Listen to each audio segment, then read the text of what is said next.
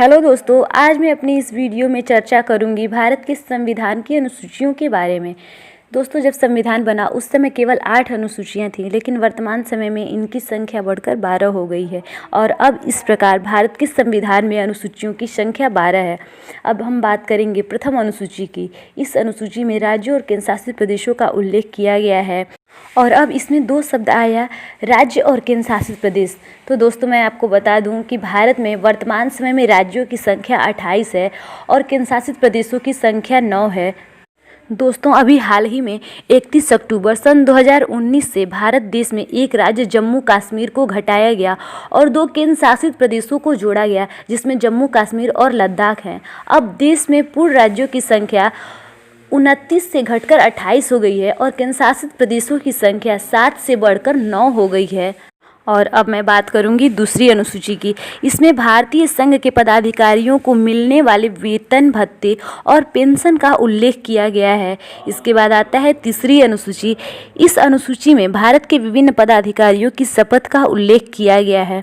इसके बाद आता है चौथी अनुसूची। इस अनुसूची के अंतर्गत राज्यों का राज्यसभा में प्रतिनिधित्व का विवरण मिलता है।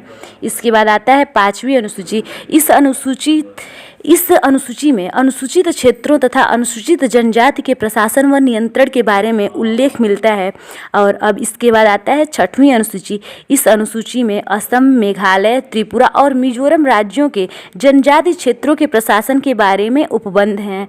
अब इस करूंगी सातवीं अनुसूची की। इस अनुसूची के अंतर्गत केंद्र व राज्यों के बीच शक्तियों का बंटवारा किया गया है। इस अनुसूची में 3 सूचियां हैं, संघ सूची, राज्य सूची और समवर्ती सूची। संघ सूची में 100 विषय हैं, राज्य सूची में 61 विषय हैं और समवर्ती सूची में 52 विषय हैं। इसमें पहले नंबर पे है संघ सूची। संघ सूची के विषयों पर कानून बनाने का अधिकार केवल केंद्र को है। दूसरा है राज्य सूची। राज्य सूची पर कानून बनाने का अधिकार केवल राज्यों को है, लेकिन राष्ट्रहित से संबंधित मामलों में केंद्र भी कानून बना सकता है। अब आता है समवर्ती सूची। समवर्ती सूची पर केंद्र व राज्य दोनों कानून बना सकते हैं, परंतु कानून के विषय समान होने पर केंद्र सरकार द्वारा बनाया गया कानून मान्य होता है और राज्य द्वारा बनाया गया कानून केंद्र द्वारा बनाए गए कानून के बाद समाप्त हो जाता है। और अब इसके बाद आता है 8वीं अनुसूची। इसमें 22 राजभाषाओं का उल्लेख है। संविधान निर्माण के समय इस सूची में 14 भाषाओं का उल्लेख था, परंतु 21वां संविधान संशोधन 1967 के तहत सिंधी भाषा जोड़ी गई थी। फिर उसके बाद 71वां संविधान संशोधन 1992 के तहत कोंकणी, मणिपुरी और नेपाली भाषा जोड़ा गया। फिर 92वां संविधान संशोधन सन 2003 के तहत बोडो, डोगरी, मैथिली, संथाली भाषा को जोड़ा गया। और दोस्तों, अब मैं बात करूंगी 9वीं अनुसूची की। इसमें वे विषय दिए गए हैं जिन्हें न्यायालय में चुनौती नहीं दी जा सकती। 9वीं अनुसूची को प्रथम संविधान संशोधन 1991 के द्वारा जोड़ा गया। और अब इसके बाद आता है 10वीं अनुसूची।